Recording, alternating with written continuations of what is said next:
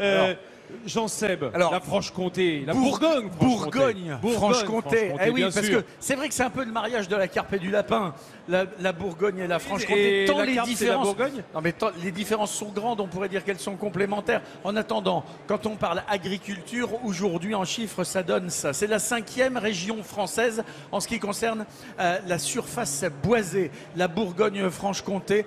Bien sûr, on se doit d'évoquer un fromage, le comté. C'est une merveille, c'est là surtout la première AOP de France.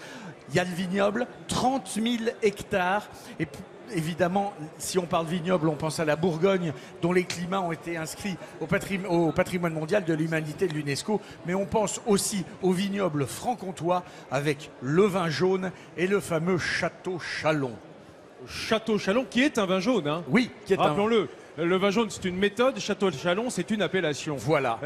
Et cadeau, Samuel, Besançon. Ah, quand même. Besançon, la ville où tu t'es marié, Magnifique la ville de ville. Stendhal. Très belle ville. Aussi, Stendhal, Besançon, qui est aussi une des villes qui est les plus jolies de France, qui a du cœur, qui a de l'esprit. On l'imagine parfois en montagne, cette ville, alors qu'elle est à peine à 250 mètres d'altitude. Eh oui. Mais c'est sans doute la citadelle qui la domine, qui fait sa réputation. C'est vrai que c'est une ville magnifique, qui est une ville méconnue, dans une région méconnue.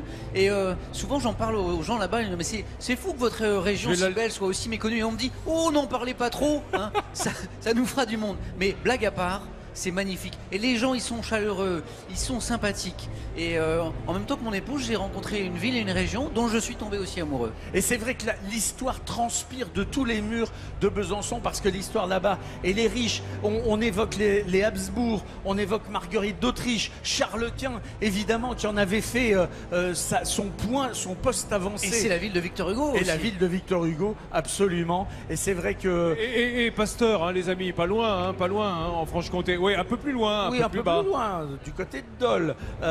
Mais c'est vrai que dès qu'on fait quelques allers-retours là-bas, on a un peu, comme disait Victor Hugo d'ailleurs, Besançon, vieille ville espagnole, devenue française en 1678.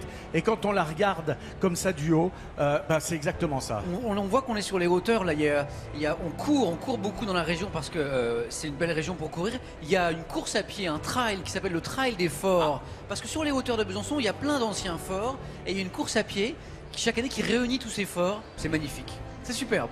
Et on salue Laurence Bobillet, qui est de Besançon également, qui travaille à France 3. Oui. Ah, Et Vincent, alors, il paraît que Samuel pourrait se damner pour ce produit. Regardez ce produit. Ça, c'est délicieux. Ça, il adore. Parce qu'on a parlé du comté.